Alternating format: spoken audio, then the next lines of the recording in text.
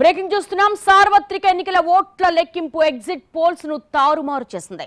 ఎవ్వరూ ఊహించని విధంగా యూపీలో బీజేపీకి ఎదురు దెబ్బలు తగిలే సూచనలు కనిపిస్తున్నాయి.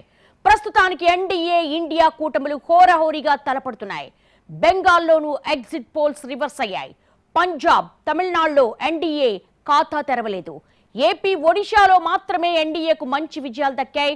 ఉత్తరాదిలోనూ బీజేపీకి అనుకున్నన్ని సీట్లు వచ్చేలా లేవు.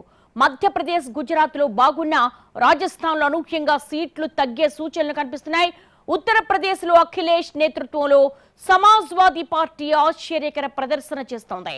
ఇండియా కూటమిలో లెఫ్ట్ కూడా బాగానే కలిసొచ్చింది.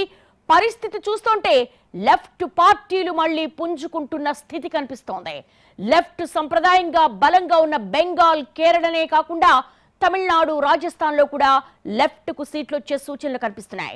సిపిఎంఎల్ కూడా ఓ చోట లీడ్లో ఉండడం పరిశీలకులను ఆశ్చర్యపరుస్తోంది. ఓవరాల్ గా కాంగ్రెస్ కు ఓట్ల శాతం పెరిగిన స్థితి కనిపిస్తోంది. దీంతో ఇండియా కూటమి ప్రదర్శన గణనీయంగా మెరుగుపడింది. కాంగ్రెస్ కు యూపీలో అఖిలేష్, బెంగాల్లో మమత, తమిళనాడులో స్టాలిన్ జోరు తోడైంది. ఎన్డీఏ కూటమికి సింపుల్ మెజార్టీ మాత్రమే వచ్చే అవకాశం కనిపిస్తోంది.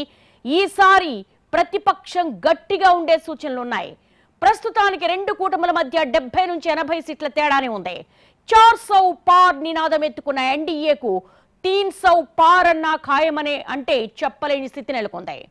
ప్రస్తుతం యూపీలో బీజేపీ కంటే ఎక్కువ సీట్లు సాధించింది సమాజ్వాదీ పార్టీ. బ్రేకింగ్ పాయింట్స్ చూస్తున్నాము.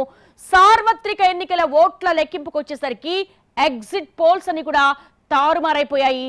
ఎవరు ఊహించిన విధంగా యూపీలో బీజేపీకి ఎదురు దెబ్బలు తగిలే సూచనలు కనిపిస్తున్నాయి.